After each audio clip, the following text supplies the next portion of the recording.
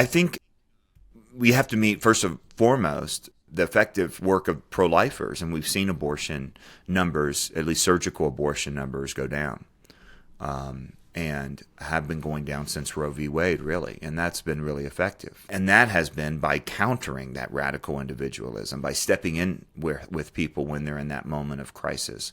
I think the work of pregnancy resource centers, I think the creativity of providing information and making that information accessible through social media and through media. I think of the incredible work of Live Action and others to really get this information out there that people can find when it matters most, that they find it.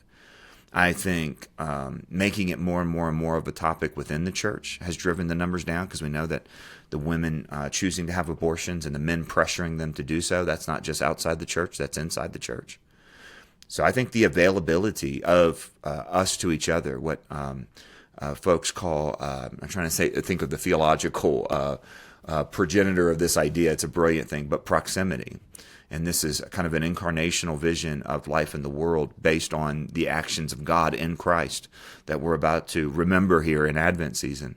That this is actually, there's something really tangible and really practical here, that you've got to meet people at the moment of crisis, which is why, for the record, chemical abortion and mail order abortion is so damnable.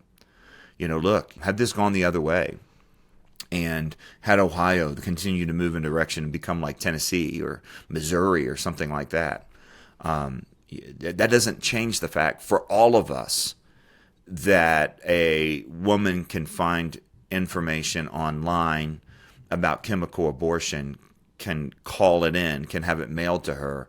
It's unregulated by the FDA. The Justice Department's completely unwilling to do anything state by state. Most states, even that have pro-life laws, are unwilling to do anything, with a few exceptions. Many that are willing to do anything can't do anything, and 60% of abortions are done by mail order.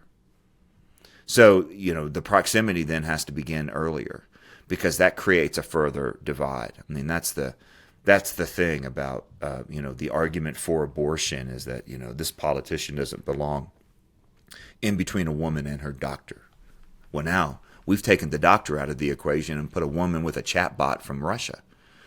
And so this is a more and more and more and more of a move towards radical isolationism. We got to do this math, and you have to show up.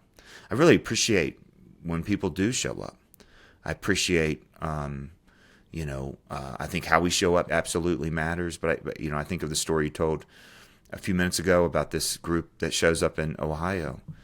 You're not going to win in a cultural imagination with a single encounter.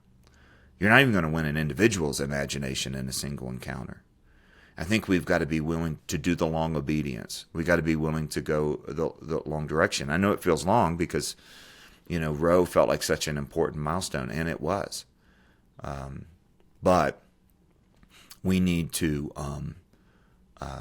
take the moral decision-making out of the hands of the mob majority, especially on something like this that reflects so much the inherent principles of the Constitution. That's a legal struggle that's going to be a lot of work. I think state by state, we need to rethink this ballot initiative way of doing things. You win by the majority, you lose by the majority next year. That's never been what the American experiment has been about. Lawmakers are supposed to make law. And so I think a legal strategy needs to be completely different. That's not something that can happen by this time next year.